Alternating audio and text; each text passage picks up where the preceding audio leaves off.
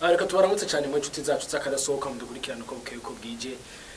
Ikiganiro ni Sport Tempo nibyo no munsi habaye impinduka kenshi mari mumenyereye tuba turi babiri canke banarenga, ariko no munsi ni ikiganiro mugiye ko mushikirizwa na Jewe Ritonda Dacier umugenzi wanje yafatiriwe n'ayandi mabanga, ariko nibaza yuko biza kuba bigenda neza kandi nibaza yuko namwe bamumeze neza. Ikiganiro cuno munsi tuza kuba tuganira novuga ni ingingo nkuru ziza kuba ari ingingo zibiri. Izo ngingo nazo zihagarariye mu ruhande rumwe rw'umupira w'amaguru no kurundi ruhande muri basket amakuru tuza kuba tuvuga ni ivyerekeranye n'indongozi shasha umugwi w'urunani wagiye ushiraho ndetse n'abamenyereza abashasha, ariko kandi muri football naho cyangwa mu mupira w'amaguru tuza kuba tugenda tuganira ivyerekeranye n'igikombe citiriwe uwahoze arongoye kino gihugu nawe ni Petero Nkurunziza, canke igikombe cyamwitiriwe citwa Nkurunziza Cup, aho imigwi izokina urukino rwa nyuma tayari za kuba yamenyekanye.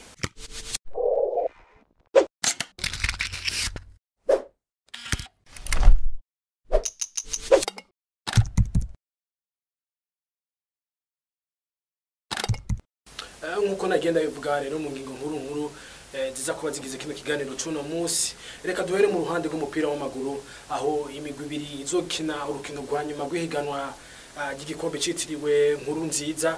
Tayari yamaze kubimenyekana, ubona yuko ari Flambeau du Centre na Messager Ngozi. Imigwi kandi yatangujwe novuga nti canke iri mu ishuri ryatangujwe n'uwo nyakwigendera Petero Nkurunziza. Mu nkino uko zari zagenze canke uko inkino zagenze kugira ngo bashike muri kino gice ca nyuma, habanje kuba igice ca kabiri gishiri ca nyuma, ubona yuko yari Messager Ngozi yahura na Musongati. Mu rukino rw'ibanze ubona yuko Messager Ngozi yari yatsinze umugwi wa Musongati igitsindo kimwe ku busa. Ku rukino rwo gusubiriza naho ubona yuko iyo migwi yatandukanye ari igitsindo kimwe ku kindi, ari navyo byanatumye Messager Ngozi ishikana amaguru yose mu rukino rwa nyuma. Kurundi ruhande naho urabona yuko ari Flambeau du Centre yari yahihuye na Aigle Noir mu gice ca kabiri gishiri ca nyuma, ubona ko yari Flambeau du Centre mu rukino rw'ibanze yatsinze Aigle Noir ibitsindo 2-1. Urukino rwo gusubiriza naho biza kurangira ari ubusa ku bundi. Novuga yuko inkino zose zo gusubiriza zaranzwe no kunganya, gutyo biza kuba bituma naho nyene Flambeau du Centre nayo nyene ishira amaguru yose muri finale ubona yuko izobera mu gisagara ca Makamba ku kibuga ndetse citiriwe Petero Nkurunziza igenekerezo rya 26 kwezi kwa gatandatu 2021. Kuri runo rukino novuga yuko urukino rwa nyuma benshi bagiye babigaruka ko ndetse twavuga ko ari nibitangaza kuko ihiganwa nibwo bwa mbere rishizeho, kandi rino rihiganwa uko biri kose rizotahukanwa n'umwe mu migwi ikomoka mu ishuri ry'umupira w'amaguru ryatangujwe na Petero Nkurunziza ariyo Academy ro Messager. Bisigura ngo ni Flambeau du Centre ni Messager hagati muri bo uzotahukana kino gikombe. Novuga yuko ari gikombe gifise ico gisigura kuri bo nk'abana canke abarizwe na nyakwigendera Petero Nkurunziza. Tuva ku vy'umupira w'amaguru naho tunovuga ati turaba kurundi ruhande n'abandi ba sportif canke ni mu yandi ma discipline, ndavuga ni muri basketball nkuko nagenda yavuga mu ngingo nkuru. Ubona yuko ari urunani rwagiye kuba rushiraho indongozi zishasha kuva 2018 urunani rwari rumaze igihe rurongowe na President Nepon, ariko novuga ati bw'ayandi mabanga amashasha agiye kuba zejo canke hajejwe hakurya y'amazi vyabaye ngombwa yuko bashiraho indongozi zishasha. Ubona ko comité executive igiye kuba irongorwa na Ankonyereza Aime canke kurundi ruhande azoba ari kumwe canke umwungiriza azoba ari uw'Intwari Lionel.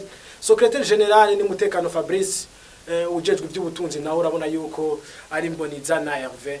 Ariko kandi ntibagarukiye ngaho kuko no kuvyerekeranye no buhinga canke vyerekeranye no mu kibuga ubona yuko Kagabo aho atari wazoba abandanya ari umumenyereza w'urunani. Tugiye kuba tubona uwundi mushasha novuga ati umumenyereza w'urunani ari Ngwiza uruvugo Patrick Richard, ari wagiye kuba amenyereza urunani nk'umumenyereza mukuru, ariko kandi azobafashwa na Nkurunziza ale Patrick. Novuga yuko ku ruhande rw'urunani ni ibintu byo gushima no gukenguruka kwanza kuba hagati yabo nk'abagize umuryango w'urunani bakaja hamwe bakavuga ati reka dushireho indongozi zishasha, ndetse aba twagiye tubabwira ni muri ni bake muri benshi bagiye bazezwa amabanga atandukanye, kuko ugiye kurabuza kubona ari urutonde rurimo abantu benshi bareba batwege tubavuga no ati nibo ahani bagiye kuba bazezwa ibikomeye gusumba abandi. Nibaza yuko ndetse n'iyindi migwi igiye kubifatiraho, ariko bive mu migwi tubibone byamaze kuba bishika no muri federation ya basket canke mu association agenda atandukanye kuko akenshi ni imwe mu mafederation twagiye tubona agenda arangwa novuga nakajagari muri ibi nabiriya iyo habimeze neza kurundi ruhande biba bimeze nabi ariko novuga yuko ivyo runani rwa rukoze ari ibintu novuga yuko bikwiye guha akarorero canke abandi bakwiye gufatira akarorero mu bari muri urya muryango wagutse wa basketball mu Burundi. Yari Sport Tempo kuri Argos TV, reka ndababwire nti mugiraho muba mubahwe naho gutaha.